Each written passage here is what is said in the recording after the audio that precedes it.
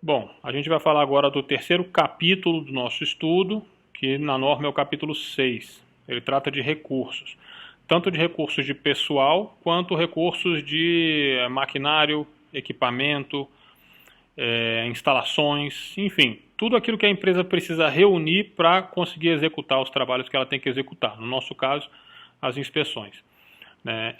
Esse requisito ele fala das competências necessárias para cada pessoa, né, os requisitos mínimos que essa pessoa precisa ter antes de entrar na empresa para que ela possa ocupar aquela função e aquele trabalho que ela vai executar.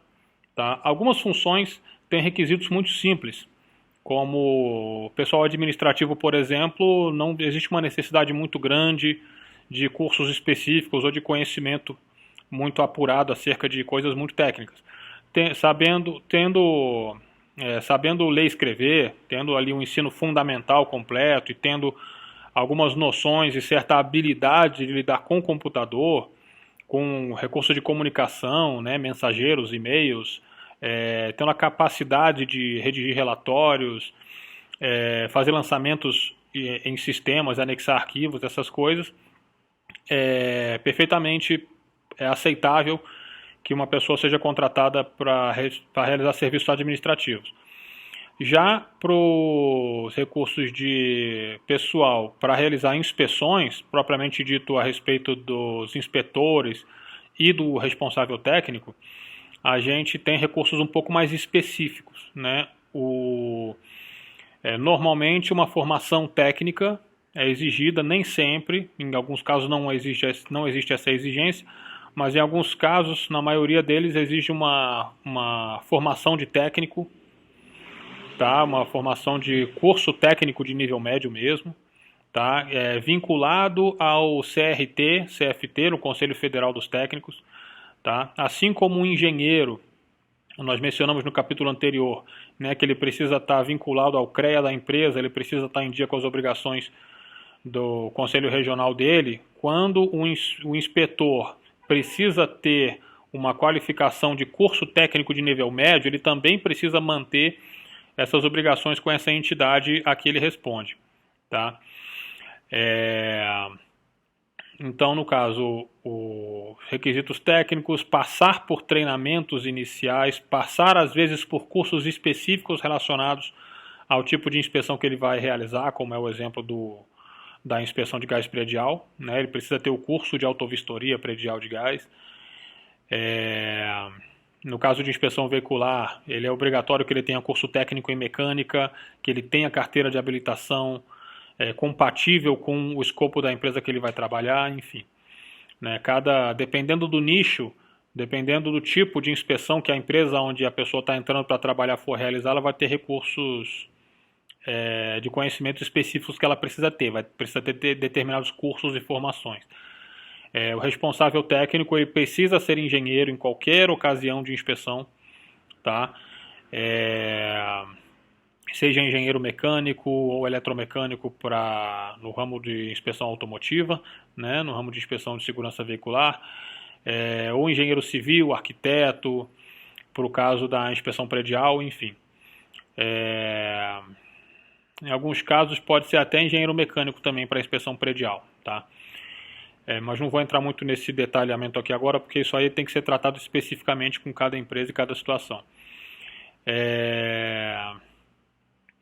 E outras funções também mais simples, né, como o administrativo que eu mencionei. Enfim, em resumo, uma pessoa para que ela possa ser contratada pela empresa para realizar um determinado tipo de serviço para o qual ela foi contratada, ela precisa atender a alguns critérios de formação, precisa ter recursos mínimos de estudo, formação, para poder trabalhar ali na função para a qual ela foi designada. Tá? Num procedimento, tá, que nós temos um procedimento onde está escrito ali qual é o recurso necessário de estudo, de educação, de formação para cada função exercida ali pela empresa, tá? Acho que não tem muita valia eu querer detalhar todos eles aqui agora, já dei uma passada rápida pelos principais, mas cada empresa precisa analisar esses recursos e de acordo com as funções para qual ela está pretendendo contratar alguém, tá?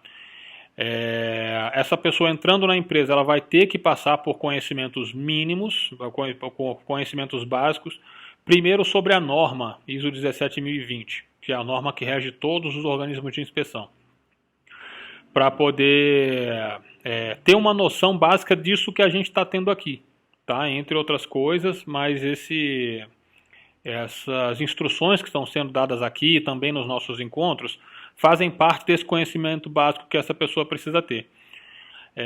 A empresa precisa ter arquivada, precisa manter os registros para comprovar que as pessoas que ela contratou, para comprovar que essas pessoas que estão trabalhando ali em nome da empresa possuem as competências necessárias, as competências que foram definidas para que ela pudesse ocupar aquela função, tá?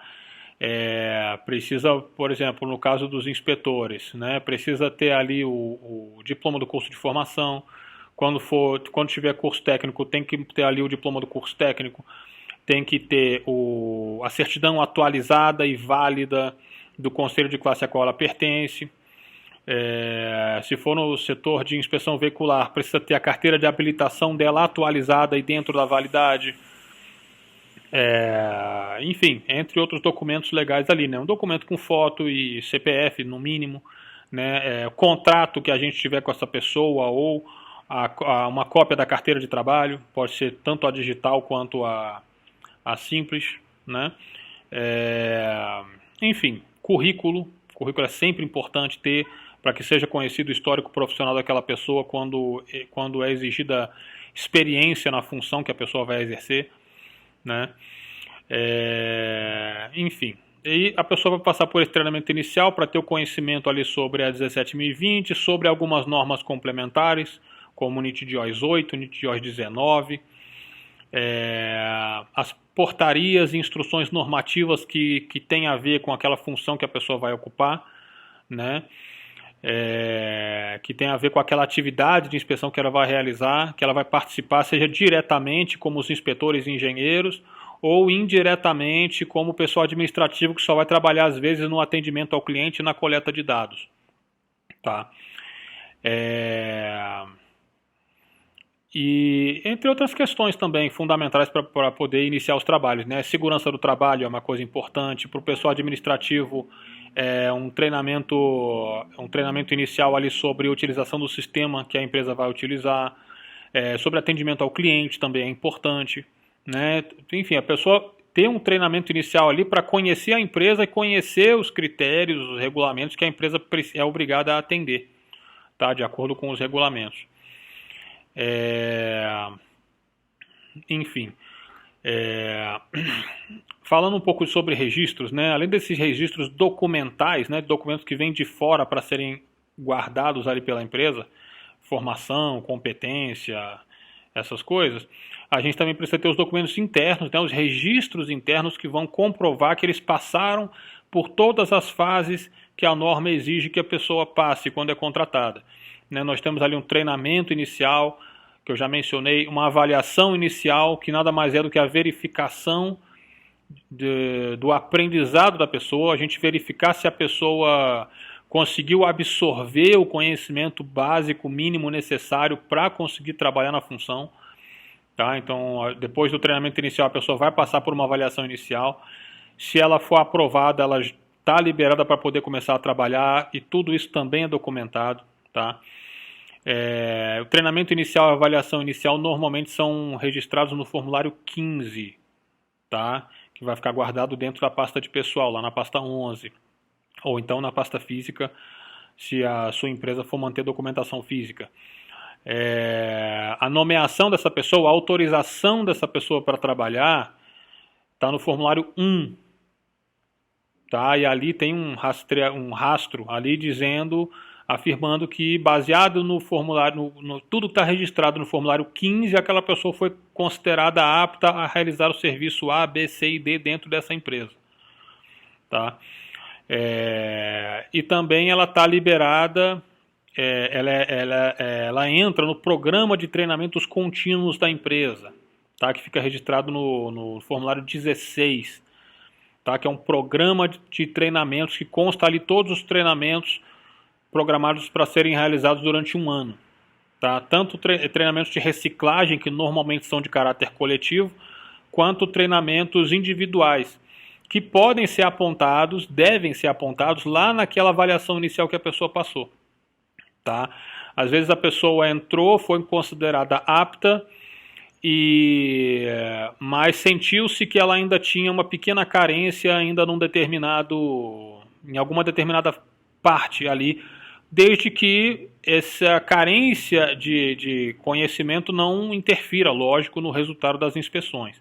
Né? Nós não podemos autorizar alguém a realizar os trabalhos que são ligados direta ou indiretamente às inspeções, se as carências que essa pessoa tem afetarem o trabalho e o resultado da inspeção. Tá? Mas essa pessoa pode, às vezes, estar um pouco insegura sobre alguma coisa, ou sentir que ela precisa de um reforço um pouco maior em alguma coisa. Ela pode ser habilitada, sim, a realizar aquelas tarefas que são designadas para a função dela, com uma pequena restrição, e vir uma recomendação de treinamento individual para que aquela pessoa realize um novo treinamento naquilo ali de reforço, de reciclagem. Tá? E também os treinamentos coletivos, que são treinamentos que a gente realiza para que se possa garantir a manutenção do pessoal, e às vezes até uma mudança também de legislação, uma mudança de portaria, de normativa, de exigência legal, tá? Para que eles mantenham o conhecimento deles atualizado, para que possam continuar realizando as inspeções de forma competente, segura, e que os registros também, no caso do pessoal administrativo, sejam tratados adequadamente, né? Lógico que, como eu já mencionei, não vamos autorizar ninguém a realizar uma função que a pessoa ainda não esteja preparada para realizar. Tá? Isso tudo é analisado lá na avaliação inicial, e durante o ano também, no decorrer do ano, nós temos que realizar avaliações contínuas. Tá? Pelo menos uma vez a cada 12 meses, todo colaborador, todo funcionário, seja ele da área técnica ou da área administrativa, precisa passar por um monitoramento, por uma avaliação, por testes normalmente práticos, para a gente detectar se aquela pessoa está sabendo realmente realizar os trabalhos, né, fazer essa verificação periódica, para saber se ela mantém a competência dela de aprovar ou reprovar algum item ou manipular algum documento de inspeção adequadamente. E ali a gente tem dali a gente faz o levantamento de necessidades de treinamento. Não significa que a pessoa não possa continuar realizando os trabalhos que ela realiza. Normalmente sim. Tá? 99% das vezes a pessoa tem plena competência, mas às vezes nós detectamos que ela precisa, uma pessoa específica precisa ter um reforço um pouco maior a respeito de um determinado tópico. Então nós colocamos ela no programa de treinamento, e aí ela vai, conforme o programa de treinamento que a empresa tem, esse levantamento que a gente fez, a gente vai encaixar essa pessoa nesse programa para que ela possa receber uma reciclagem a respeito daquele treinamento que está indicado para ela. Tá?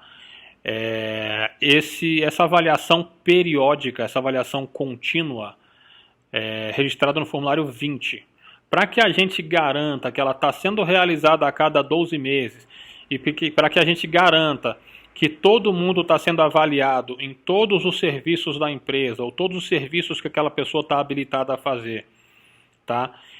Continuamente, dentro do período que o Inmetro estabelece, que normalmente é de 4 anos, a gente tem o formulário 23, que é Programa de Avaliação de Desempenho e Monitoramento. Tá? Através desse formulário 23 eu percebo, poxa, essa pessoa aqui passou por avaliação há 11 meses atrás, já está na hora dela participar novamente. Ela não pode ficar mais do que 12 meses sem passar por esse monitoramento, por essa avaliação. Então, através desse 23, a gente vai mantendo o fluxo de avaliações de pessoal ali de forma contínua. Tá? Enfim, vamos para outro tópico. Programa de treinamento, tanto como eu mencionei, né, tem o programa de treinamento é um só, e ali dentro vão conter todos os treinamentos que as pessoas estão passíveis de ter que passar por eles, tá? Tanto de forma individual, como uma necessidade particular daquela pessoa de passar por aquele treinamento de reciclagem, quanto no coletivo, tá? Treinamentos realizados continuamente, de acordo com a função que a pessoa ocupa para manter ela em atividade plena, tá? Esse programa de treinamento, ele é guardado no formulário 16, tá? Ali contém o calendário de treinamento de um ano inteiro. E esses treinamentos, assim que a gente realiza eles, se não for de imediato, é logo depois, a gente faz um formulário 6, que é uma lista de presença. E ali a gente coloca qual foi o tema do treinamento, a data e horário que ele foi realizado, quem foram as pessoas que participaram, quem foi a pessoa responsável por ministrar aquele treinamento, tá? E ali a gente pega ali a assinatura, ou rubrica de todo mundo que participou, seja fornecendo o treinamento ou participando, recebendo o treinamento, tá? Enfim, a respeito de recursos de pessoal, basicamente é isso que nós temos por o momento, tá? E no próximo tópico nós vamos falar sobre recursos de instalações e equipamentos.